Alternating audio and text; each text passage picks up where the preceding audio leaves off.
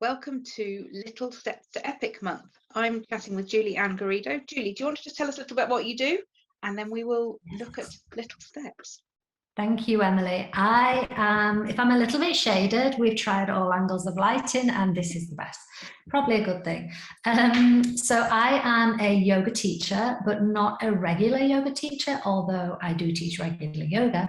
I am a specialist in yoga for menopause. So I help ladies, mainly beginners, take those first steps on the mat and create their own yoga journey, which is absolutely wonderful.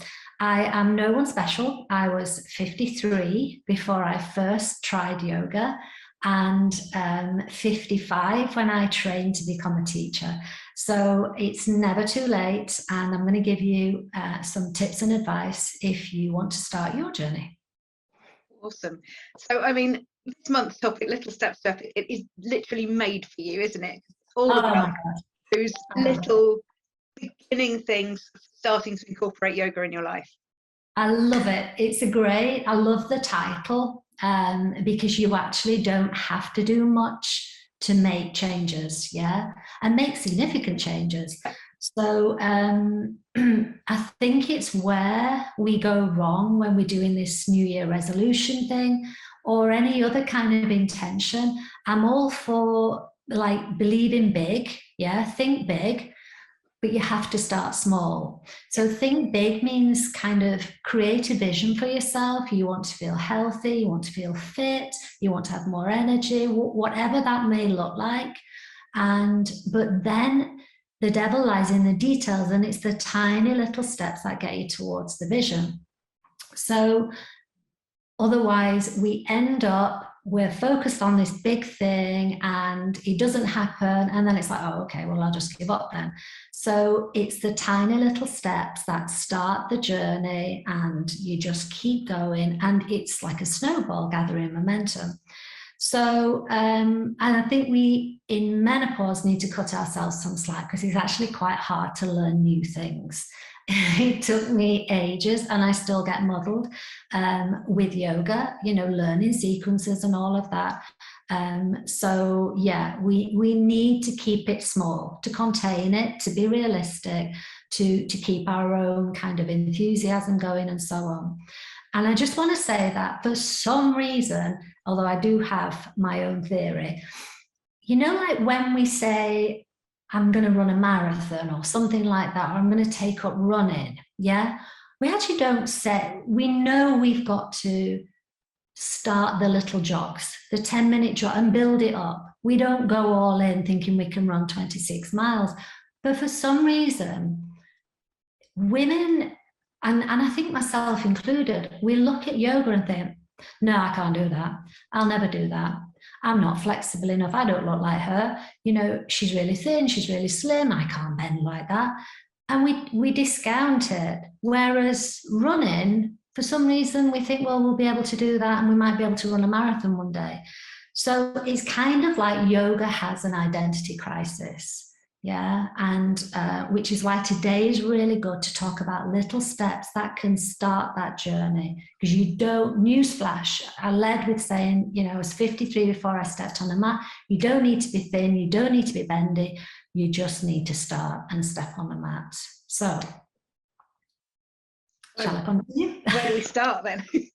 Okay, so the reason why you might want to consider yoga, and I just want to say this first, is that it helps alleviate more symptoms than most other solutions, in that it ticks more boxes. Why does it do that? Because it moves the spine. Yoga moves the spine, and the spinal column is super important in the body, because off the spine comes all the little nerves that go to all our main organs. So in terms of physical benefits, you are, you know, boosting the efficiency of the way the body's working. In terms of mental benefits or emotional benefits, there's also lots of those too, because the spinal cord also is linked with the nervous system, and we can calm our nervous system through yoga. So all the anxiety, stress, overwhelm, all of that can be brought down with yoga. Okay, so that's why you might want to consider it. Right, okay, ready? Yes. You need a mat. You need to buy a mat. Don't try and do yoga without a mat, because you could slip, you could cause yourself an injury. Even if it's like a thick carpet and you think you're not going to go anywhere, you can do. So that's how you take that first step. So buy a mat, and don't buy an expensive one. No. I had a super cheap thing from Amazon for years before I got a Rolls Royce of mats. I think the mat was a tenner, so. Yeah, exactly. Need and cost a lot. And then you need to look for some classes, okay? And there's tons of free content out there.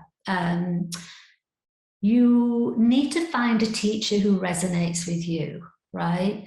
You know, you're listening to that teacher quite intently, and you're following the cues, and they need to resonate with you. And it may be that they speak the same language. So for example, it could be a yoga for menopause teacher like myself, where they're talking about the symptoms that make you feel it's relevant to you, or that they understand you, or that class is just for you and your body. And that's quite important, because I think it draws you in more.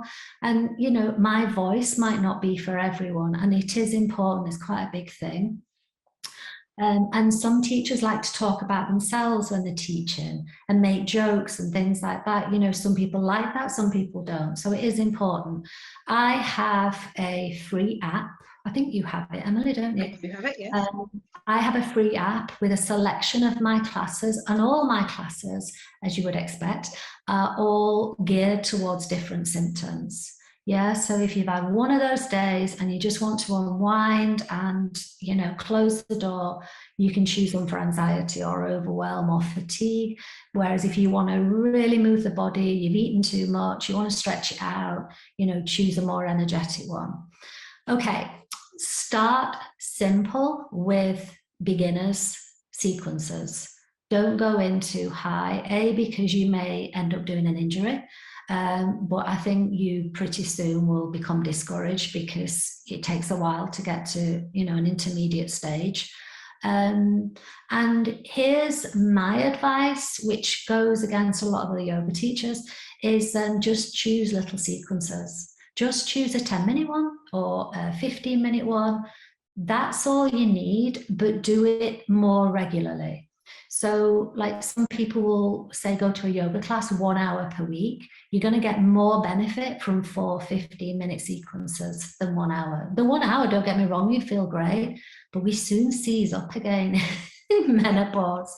And if you're a complete beginner, an hour is a really long time. You know, going back to your running analogy, you do not start running and run for an hour immediately. No, you can't. You can't. I did an hour and 50 minutes of a yoga class last night, and I was absolutely destroyed after it, and I was wet through. It was so tiring. I don't often do them that long. So yeah, 10, 15 minutes tops, a beginner's class. And my advice would be to repeat it 3 or 4 times a week. And you know, you will soon see a difference at the end of that first week. You'll notice something moves different, something feels looser or lighter. Okay, and then choose another one for the following week. And that's how you start, just slow steps, okay? Also, learn about it, learn more about it. I have a group, Yoga for Perimenopause, and you know, in there's lots of content to help you, lots of tips, advice, and so on. And I think it's just nice to be part of a community, women all of going through the same issues, sharing their thoughts and so on. So that's important. Also, what's important is to choose a time of day. These are the things that make it stick. So, you know, success comes from repetition, you know, creating that habit. And I think it's important to choose a time of day that works for you. Yeah. I am no longer a morning yoga person. My body just refuses to cooperate. I'm more kind of afternoon, late afternoon now. And I use it as a way to draw a line under the day. Whereas I used to be very much like open the body, start the day. And that's really what yoga's all about, stretching the body out after you've had, like, I won't say asleep, but you've had hours in bed. So yeah, find that time of day for you, and mornings may not be right. Yeah. And then when you found what works for you, repeat it, stick with it. Okay, stick with the same time so the body knows. Yeah, oh, okay, this is what we're doing. Put it on the calendar, make it non-negotiable so everything else fits around it. So if you've got a busy day coming up with, I don't know, work or different things going on, make sure that they are built around your little practice. Okay, because you've got that repetition then. And before you know it, if you start missing one, you'll miss another, and it all goes horribly wrong. Finding an accountability partner is good. That's why the group's good, because you know, they're all doing the same thing. I started yoga with my husband, and it's just someone you can say to afterwards, did you find that hard? Like, what was she talking about when she put her head, you know, in that position? It's just nice to go over it with someone. Remind yourself why you're doing it. Yeah. So again, it's this vision, isn't it? Think of, I always say to my ladies, think of how you want to look and feel post-menopause. I know this bit's yucky and we're kind of stuck in it. We've got to go through it, but think about the long game. You know, you want to be able to bend down and pick things up. You want to be able to have energy to run around with grandchildren. You want to be living life, loving life, and all of that. So remind yourself why you're doing it. You don't want to be creaking. You don't want to be stuck in a chair and you can't get up because you're really stiff. You want to have that flexibility. And I found a great quote that says, so remind yourself constantly why you're doing it. So when you focus your attention on your intention, you gain momentum. So focus your attention on your intention. Keep going back to it. And actually in yoga, when we step on the mat at a yoga class, we always set an intention for that practice. We accept that it's very much a present thing, and that it can change. So tomorrow's intention might be different to today's. You know, what brings you to the mat? What are you looking for? And it's a lovely opportunity to remind you of your intention. But above all else, mindset. Mindset matters. I'm huge on mindset, because if your mindset's wrong, it's just not going to work. Yeah. If you're focusing all the time on what you can't do, right? Like, oh, I only ran around the corner tonight. I just can't do this. Okay. It's like focus on what you did do or what you can do. Yeah. Flip the switch, turn it round, because there's lots of things that I can't do in yoga.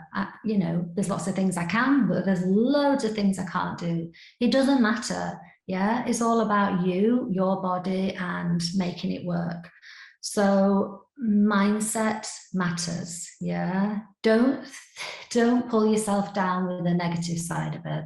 Yeah. Some days you might have a rubbish practice. Quite often you might have a rubbish practice, but you know, you carry on, don't you? You keep going. And again, going back to the running analogy, anybody who's run, you know, done any sort of training with running will know that some runs are awful. Yeah. But you don't go, well, I'm never going to run again because that run was awful. You just sort of go, okay, that didn't go well. Okay, draw a line, on we go. Yeah. And I don't know, for me, when that happens, it spurs me on, you know, or, you know, it's your body trying to tell you that that occasion wasn't right, that particular run, that particular day, you know, could be a whole million reasons, couldn't it? Yeah. But the next time might be completely different. Yeah. I'm telling everyone buy a mat, but you know, there's a lot of stretching, because yoga is essentially about moving the body, moving the spine, and there's a lot of stretching you can do without a mat. I always say to my ladies, when you're waiting for the kettle to boil, stand on one leg. Best way to practice your balance. Yeah. When you're brushing your teeth, stand on one leg. You know, stretch, just get hold of the desk and stretch out a downward dog, stretch the length of the spine, or do some twists while you're sitting on your chair, do some stretches on the side. There's lots you can do. You don't need the yoga mat. Anything else on little tips? I think I've covered most of them. You've covered most things. And I think you're absolutely right. All of these are as with everything, it's so easy to get caught up, especially in January with the whole New Year's resolutions thing. It's so easy to get caught up with this idea that everything we do has to be huge. So if we're going to change our eating habits, we've got to completely change them rather than just eating a bit more veg. If we're going to change our outlook on, I don't know, fitness, we've got to, suddenly have done a marathon by the end of the month rather than just incorporating some movement. I mean, I know I have talked about starting yoga a lot of times, and I know you know this, Julie. And everything you've said, I'm like, yeah, that's true. And actually, I know what time of day it would work for me, and I have the mat, and I need to just start doing it. Yes, you do. Yeah, I think yoga's odd with that. I think it's, do you know the expression hoisted by one's own petard?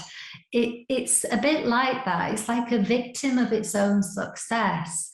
It portrays it as being only for like bendy, beautiful women, with a beautiful backdrop by the ocean, and, and in reality, it's not, is it? And that's the thing. I think in my head, if I can get to the point of going, I'm going to do my stretching routine now, I would feel like it's a positive. But exactly like you say, yoga still has that connotation for me, which is ridiculous. Yeah, it's madness. And I know we don't like talking about weight a lot. I don't think we should. But, a lot of people do think you have to be slim to do yoga. And that's a bit like saying, because you're slim, you're more healthy. That's not necessarily the case either. Who knows what goes on inside? You could be slim and have a really bad diet. Yeah, so some of the most bendiest people I've seen are actually really large ladies. So I was super slim and still am. And I was not flexible at all. So go figure. It doesn't translate that because you're thin, you're going to be more flexible. No, it doesn't. And I think that's the beauty of finding the sort of yoga that's right, which obviously yoga for menopause, for those of us who are going through perimenopause, it is about enhancing what you already can do and already have rather than becoming this different person kind of thing. Yeah, and our bodies are all different. So I actually have, don't look up, when I tell you this, you promise not to look, but I actually have short legs and a long I'm gonna look now. Right? So imagine, the pose where you're seated and you go to touch your toes. Mine are very close to me, right? So it's dead easy. Whereas someone with long legs have got a lot further to reach. So it's little things, can either make a pose really easy or really hard. And you get people, they'll say, oh my God, you're so good at balance. And they'll say, yeah, I used to do ice skating when I was young, right? So it depends on all kinds of things as to what makes you good at yoga or what makes it come easier, right? So I run a challenge 3 times a year, a 5-day challenge, and I've got one coming up this month. And it's honestly, it really works. Most of the ladies, my ladies who are in my membership, they started their yoga journey with this challenge. And it's super simple. You see some challenges that are 2 weeks, 10 days. This is just 5 days because 5 days is very doable. And honestly, you will feel a difference after 5 days. And you get a free video delivered into in my app. That you just practice each day for 5 days. That's it. When you sign up, you also get a free ebook that is a lot of what I've talked about today, but some more practical guidelines for setting yourself up for success. Time of day, where to practice, where should you practice, and so on. So if you're not techie and you don't want the app, you can do it on your computer. It doesn't have to be on a phone or an iPad. But honestly, I'm going to finish, because I talk fast, don't I? I'm going to finish with this quote, William Wordsworth, right? Honestly, I think I could do a better job than him. 3 words he wrote, but they are quite good. And he said, to begin, begin. To begin, begin. And it's easy, isn't it? Yeah. And just start. Just start. See, you did it in 2 words. Who needs William Wordsworth? Thank you so much, Julie. You're welcome.